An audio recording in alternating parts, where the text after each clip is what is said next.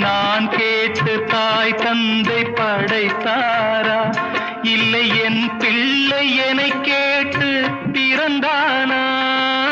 தெய்வம் செய்த பாவம் இது போடி தங்கச்சி, கொன்றால் பாவம் தின்றால் போச்சு இதுதான் என் கட்சி.